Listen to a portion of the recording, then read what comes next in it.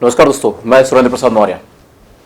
आज बिजनेस की एक ऐसी परिस्थिति के बारे में चर्चा करते हैं जब कभी कभी ऐसा समय आता है कि हम निर्णय नहीं कर पाते, हम दुविधा में फंस जाते हैं कि क्या किया जाए। जैसे एक एग्जांपल हम समझते हैं, एक जूते की दुकान थी और जूते की दुकान के अंदर एक सेल्स पर्सन जो अभी अभी नया नया अपॉइंट हुआ था,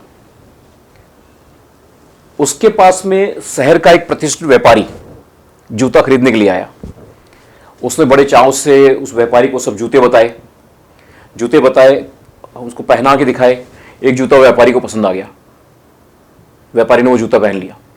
पहन के उसको लगा कि हाँ ये कंफर्टेबल है, तो उसने कहा कि इसको पैक कर दो, मैं लेना चाहूँगा।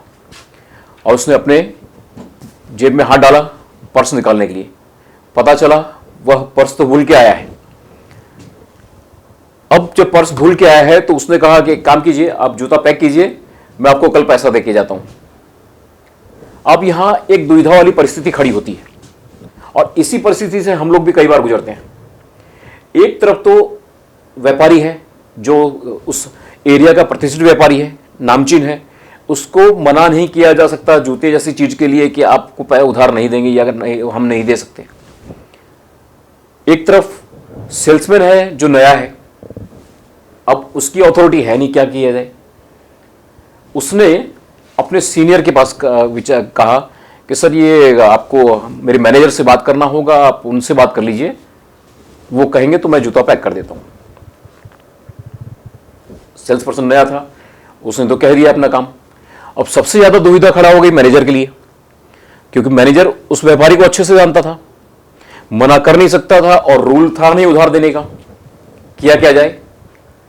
इस परिस्थिति के अंदर अब जब मैनेजर को कोई रास्ता नहीं सूझा तो वो सीधा सेल्स पर्सन के पास गया और उसको कहा, देख भाई, अब ये प्रतिष्ठित से यहाँ का जो व्यापारी है, इसको मैं मना कर नहीं सकता क्योंकि ये फ्यूचर में अच्छा क्लाइंट है। अब इससे पहले भी हमसे कई बार मतलब ग्राहक है, हमारा अच्छा ग्राहक है और भविष्य में भी रहने वाला है। इसको मना करना मतलब एक अच्छे कस्टमर को खोना है। अब देख तू कैसे परिस्थिति संभाल सकता है। एज ए सीनियर लेवल पर मैं अपने आप बोल नहीं पाऊंगा। अब वो पूरा मैटर जूनियर के ऊपर डाल के चला गया, नए सेल्स पर्सन पर। नए सेल्स पर्सन ने कुछ देर सोचा, उसके बाद में उसने कहा कि चलिए मैं डिसीजन लेता हूं। सोचा और जूते को पैक कर दिया। जूता पैक करके उसने कस्टमर के हाथ में थमा दिया कि सर लीजिए, कोई बात नहीं, आप आज पर्स भूल गए हैं, कल दे जाइएगा। उसने अपने रिस्क पर उस कस्टमर को दे दिया। अब स्वाभाविक है दूसरे दिन सुबह वो कस्टमर जैसे उसने कहा था दुकान पे आया और उसने अपना पेमेंट दिया और साथ में उस जूते का बॉक्स उस सेल्समैन को बुला के बताया कि शायद गलती से तुमने मेरा जो 8 नंबर का जूता था, 8 नंबर और 7 नंबर के एक एक जूते डाल दिए हैं, आप जरा इसको चेंज करके दे दो। मैनेजर वहीं बैठा हुआ था, सब कुछ देख रहा था, समझ रहा था चीजों को।